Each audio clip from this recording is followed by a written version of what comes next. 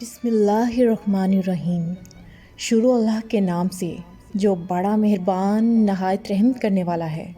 محترم ناظرین و سامعین، السلام علیکم۔ حضور نبی کریم صلی اللہ علیہ وسلم پیر کے دن پیدا ہوئے، پیر کے دن مکہ مکرمہ سے ہجرت کی، پیر کے دن مدینہ منورہ تشریف لائے اور وصال بھی 12 ربیع الاول پیر کے دن ہی فرمایا۔ آپ صلی اللہ علیہ وسلم کی مدت مرض 12 دن تھی اور آپ کا بخار درد سر کے سبب تھا۔ جب حضور نبی کریم صلی اللہ علیہ وسلم پر یہ سورہ مبارک نازل ہوئی تو آپ صلی اللہ علیہ وسلم نے ارشاد فرمایا، مجھے میرے انتقال کی خبر دے دی گئی ہے۔ وفات سے 3 روز قبل جبکہ حضور اکرم صلی اللہ علیہ وسلم ام المومنین حضرت میمونہ رضی اللہ تعالیٰ عنہا کے گھر تشریف فرما تھے، ارشاد فرمایا، میری بیویوں کو جمع کرو۔ تمام ازواج مطہرات جمع ہو گئیں تو حضور اکرم صلی اللہ علیہ وسلم نے دریافت فرمایا، کیا تم سب مجھے اجازت دیتی ہو کہ بیماری کے دن میں عائشہ کے ہاں گزار لوں؟ سب نے کہا، اے اللہ کے رسول صلی اللہ علیہ وسلم، آپ کو اجازت ہے۔ پھر آپ نے اٹھنا چاہا لیکن اٹھ نہ پائے تو حضرت علی بن ابی طالب اور حضرت فضل بن عباس رضی اللہ تعالیٰ عنہ آگے بڑھے اور نبی کریم صلی اللہ علیہ وسلم کو سہارے سے اٹھا کر سیدہ میمونہ رضی اللہ تعالیٰ عنہا کے حجرے سے سیدہ عائشہ رضی اللہ تعالیٰ عنہا کے حجرے کی طرف لے جانے لگے۔ صحابہ کرام نے جب حضور اکرم صلی اللہ علیہ وسلم کو اس بیماری اور کمزوری کے حال میں پہلی بار دیکھا تو گھبرا کر ایک دوسرے سے پوچھنے لگے، رسول اللہ صلی اللہ علیہ وسلم کو کیا ہو گیا ہے؟ چنانچہ صحابہ مسجد میں جمع ہونا شروع ہو گئے اور مسجد نبی میں ایک رش لگ گیا۔ حضرت بلال حبشی رضی اللہ عنہ فرماتے ہیں، جب میں صبح کو بیدار ہو کر آپ صلی اللہ علیہ وسلم کے حجرے کے پاس حاضر ہوا تو عرض کیا، یا رسول اللہ صلی اللہ علیہ وسلم، تو آپ نے حضرت فاطمہ رضی اللہ عنہا کو ارشاد فرمایا، اے فاطمہ، بلال سے کہہ دو کہ ابو بکر کو سلام کہے اور کہو کہ لوگوں کو نماز پڑھائیں۔ حضرت بلال رضی اللہ عنہ فرماتے ہیں، میں روتا ہوا واپس پلٹا، میں مدینے کی گلیوں میں گھومتا جاتا اور کہتا جاتا، آہ میرے سردار، آہ میرے جلیل القدر نبی، کاش بلال کو اس کی ماں نہ جانتی۔ اس کے بعد حضرت بلال مسجد میں آئے تو مسجد لوگوں سے گچھم گچھا بھری ہوئی تھی۔ حضرت بلال رضی اللہ عنہ نے حضرت ابو بکر صدیق رضی اللہ تعالیٰ عنہ سے ملاقات کی اور حضور صلی اللہ علیہ وسلم کا سلام پیغام پہنچایا۔ اس کے بعد حضرت بلال رضی اللہ عنہ نے صدا لگا کر نماز کے لیے اقامت کہی۔ جب اللہ اکبر کہا تو مسلمان سب رونے لگ گئے۔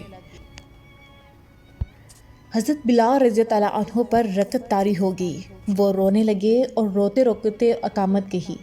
اس کے بعد حضرت ابو بکر صدیق رضی اللہ عنہ آگے بڑھے اور لوگوں کو امامت کروائی۔ جب آپ رضی اللہ عنہ نے بسم اللہ شریف پڑھ کر سورہ فاتحہ کی تلاوت شروع کی تو آپ رضی اللہ عنہ کی نظر اس جگہ پر پڑی جہاں سرکار دو عالم صلی اللہ علیہ وسلم تشریف فرمایا کرتے تھے، تو رونے سے آپ کی ہچکی بن گئی اور سب لوگ رونے لگے۔ جب حضور نبی کریم صلی اللہ علیہ وسلم نے اپنے لوگوں کا رونا دھونا سنا تو حضرت فاطمہ رضی اللہ عنہا سے دریافت فرمایا، یہ مسجد میں آہو بکا رونے کی آواز کیسی ہے؟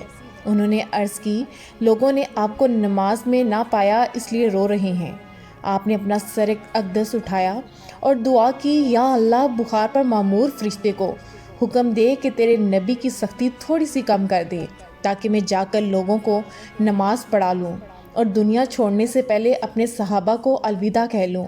اس کے بعد حضور نبی کریم صلی اللہ علیہ وسلم نے وضو فرمایا اور حضرت سیدنا فضل بن عباس رضی اللہ تعالیٰ عنہ، حضرت اسامہ بن زید رضی اللہ تعالیٰ عنہ اور حضرت علی المرتضیٰ رضی اللہ تعالیٰ عنہ کا سہارا لے کر گھر سے باہر تشریف لائے۔ جب مسلمانوں نے حضور نبی کریم صلی اللہ علیہ وسلم کے انوار مسجد میں داخل ہوتے دیکھا تو آپ کی آمد محسوس کی تو صف در صف جدا ہوتے جاتے اور آپ صلی اللہ علیہ وسلم ان کے درمیان سے گزرتے جاتے، حتیٰ کہ آپ محراب اقدس کے پاس پہنچ گئے۔ حضرت ابو بکر صدیق رضی اللہ عنہ کے برابر کھڑے ہو کر لوگوں کو نماز پڑھائی۔ اس کے بعد حضور نبی کریم صلی اللہ علیہ وسلم نے منبر اقدس پر جلوہ افروز ہوئے اور ارشاد فرمایا، اللہ کی حمد و ثنا کی اور الوداع کہنے والے کی طرح چہرہ اقدس لوگوں کی طرف متوجہ کیا اور فرمایا، اے لوگو، کیا میں نے تم کو رسالت نہ پہنچا دی اور نصیحت و امانت ادا نہ کر دی؟ لوگوں نے عرض کی، کیوں نہیں یا رسول اللہ صلی اللہ علیہ وسلم، بے شک آپ نے رسالت پہنچا دی اور امانت ادا کر دی، امت کی خیر خواہی کی اور اللہ کی عبادت کی، یہاں تک کہ آپ کا آخری وقت آ گیا۔ اللہ ہماری طرف سے آپ کو ہر نبی کی جزا سے افضل جزا دے جو اس نے ہر نبی کو اس کی امت کی طرف سے عطا کی۔ پھر آپ صلی اللہ علیہ وسلم ممبر شریف سے اترے اور صحابہ اکرام رضوان اللہ اجمعین کو الوداع کہا، ان سے ہاتھ ملایا۔ تمام صحابہ اکرام رو رہے تھے۔ پھر سرکار دو عالم صلی اللہ علیہ وسلم حضرت عائشہ صدیقہ رضی اللہ عنہا کے گھر تشریف لے گئے اور مرض میں مبتلا رہے، یہاں تک کہ ملک الموت ایک آدمی کے روپ میں حاضر خدمت ہوئے اور حجرہ اقدس کے دروازے پر کھڑے ہو کر عرض کی، السلام علیکم اے سرچشمہ نبوت و رسالت کے اہل بیت، کیا مجھے آپ کی خدمت میں حاضری کی اجازت ہے؟ حضرت فاطمہ الزہرا رضی اللہ عنہا نے جواب فرمایا، اے شخص، آپ صلی اللہ علیہ وسلم اپنے آپ میں مشغول ہیں۔ اس نے پھر عرض کی تو حضور نبی کریم صلی اللہ علیہ وسلم نے دروازے سے جھانکا اور ملک الموت کو دیکھ کر حضرت فاطمہ الزہرا سے ارشاد فرمایا، جانتی ہو تمہارا مخاطب کون ہے؟ عرض کی، ابا جان، کوئی شخص ہے۔ ارشاد فرمایا، میری بیٹی، یہ وہ ہے جو بغیر اجازت کے آتا ہے، یہ لذت کو ختم کرنے دینے والا ہے، اسے آنے دو۔ بس وہ حاضر خدمت ہوئے، سلام کیا اور عرض کی، یا رسول اللہ صلی اللہ علیہ وسلم، اللہ نے مجھے یہ حکم دے کر بھیجا ہے کہ آپ کی اجازت کے بغیر آپ کی روح قبض نہ کروں، آپ کا کیا حکم ہے؟ حضور علیہ الصلوۃ والسلام نے ارشاد فرمایا، ٹھہر جاؤ حتیٰ کہ جبریل کو آنے دو۔ ام المومنین حضرت عائشہ صدیقہ رضی اللہ عنہا فرماتی ہیں، ہم نے ایسی بات کا سامنا کیا جس کے مطابق ہمارے پاس کوئی رائے نہ تھی، گویا ہم پر کوئی مصیبت آن پڑی ہو۔ اس بات کی بڑائی اور رغبت کی وجہ سے گھر میں سے کوئی بھی بول نہ سکتا تھا۔ حضرت جبرائیل علیہ السلام حاضر ہوئے اور عرض کی، اللہ آپ کو سلام فرماتا ہے اور آپ کی مزاج پرسی فرماتا ہے، حالانکہ وہ آپ کی حالت خوب جانتا ہے، لیکن وہ آپ کو مزید کراموں میں شرف دینا چاہتا ہے۔ آپ نے ارشاد فرمایا، اے جبریل، ملک الموت نے مجھ سے اجازت طلب کی ہے، اور پھر آپ نے پوری بات بتائی۔ جبریل امین علیہ السلام نے عرض کی، یا محمد صلی اللہ علیہ وسلم، آپ کا رب آپ سے ملاقات کا مشتاق ہے، کیا اس نے نہیں بتایا کہ وہ کیا کرنا چاہتا ہے؟ خدا کی قسم، ملک الموت نے آج تک کسی سے اجازت طلب نہیں کی، لیکن آپ کے شرف اور مرتبے کو پورا کرنے والا ہے۔ پھر حضور نبی کریم صلی اللہ علیہ وسلم نے ارشاد فرمایا، ملک الموت کے آنے تک آپ یہاں سے نہ جائیے۔ آپ نے خواتین کو اجازت دی اور ارشاد فرمایا، اے فاطمہ، میرے قریب ہو جاؤ۔ وہ حاضر خدمت ہوئیں تو آپ کی طرف جھک گئیں۔ آپ نے ان کے کان میں سرگوشی فرمائی۔ انہوں نے اپنا سر مبارک اٹھایا تو آنکھوں سے آنسو جاری تھے۔ ان میں بات کرنے کی سکت نہ تھی۔ سرکار دو عالم صلی اللہ علیہ وسلم نے پھر فرمایا، اپنا سر میرے قریب کر دو، تو وہ دوبارہ آپ کی طرف جھک گئیں۔ آپ نے دوبارہ سرگوشی فرمائی۔ خاتون جنت رضی اللہ عنہا نے سر اٹھایا تو وہ مسکرا رہی تھیں، لیکن کلام کرنے کی طاقت نہ تھی۔ ام المومنین حضرت عائشہ صدیقہ رضی اللہ عنہا فرماتی ہیں، ہمیں ان کی حالت سے بہت تعجب ہوا۔ اس کے بعد ان سے پوچھا تو انہوں نے فرمایا، مجھے رسول اللہ صلی اللہ علیہ وسلم نے بتایا کہ میں آج انتقال کر جاؤں گا، تو میں رونے لگی۔ پھر فرمایا، میں نے دعا کی کہ اللہ میرے گھر والوں میں سب سے پہلے مجھے تجھ سے ملائے اور میرے ساتھ رکھے، چنانچہ اس بات نے مجھے خوش کر دیا۔ پھر ملک الموت حاضر خدمت ہوئے، سلام کیا اور اجازت طلب کی۔ اجازت ملنے کے بعد عرض گزار ہوئے، یا رسول اللہ صلی اللہ علیہ وسلم، اب مجھے آپ کیا حکم فرماتے ہیں؟ ارشاد ہوا، مجھے میرے رب کریم سے ملا دو۔ انہوں نے عرض کی، جی ہاں، آج ہی ملا دیتا ہوں۔ اور جبریل امین علیہ السلام بھی یہ عرض کرتے ہوئے چل دیے، یا رسول اللہ صلی اللہ علیہ وسلم، آج میں آخری بار زمین پر اترا ہوں اور دنیا سمیٹ دی گئی۔ مجھے دنیا میں آپ کے علاوہ کسی سے کوئی کام نہ تھا اور مجھے آپ کی محبت ہی مقصود تھی۔ حضرت عائشہ صدیقہ رضی اللہ عنہا فرماتی ہیں، حضور نبی کریم صلی اللہ علیہ وسلم نے اپنا سر مبارک میری گود میں رکھا۔ آپ پر بے ہوشی طاری ہو گئی، یہاں تک کہ بے ہوشی غالب آ گئی، اور آپ کی پیشانی سے اس قدر پسینہ ٹپکتا تھا کہ میں نے کبھی کسی انسان سے اس قدر پسینہ بہتے نہیں دیکھا۔ میں وہ پسینہ پہنچتی جاتی تھی اور اس سے زیادہ خوشبودار چیز میں نے کبھی نہیں دیکھی۔ سبحان اللہ۔ حضور نبی کریم صلی اللہ علیہ وسلم وقت وصال جبرائیل امین علیہ السلام سے پوچھنے لگے، میرے بعد میری امت کے لیے کون ہوگا؟ تو اللہ نے جبرائیل علیہ السلام کی طرف وحی نازل فرمائی کہ میرے محبوب کو خوشخبری سنا دو کہ میں اس سے اس کی امت کے سلسلے میں رسوا نہیں کروں گا، اور اسے یہ خوشخبری بھی دے دو کہ جب لوگوں کو قبروں سے باہر نکالا جائے گا تو سب سے پہلے میرا حبیب باہر تشریف لائیں گے۔ جب لوگ جمع ہوں گے تو میرے محبوب ان کے سردار ہوں گے، اور جب تک ان کی امت جنت میں داخل نہ ہو جائے تمام امتوں پر جنت حرام ہے۔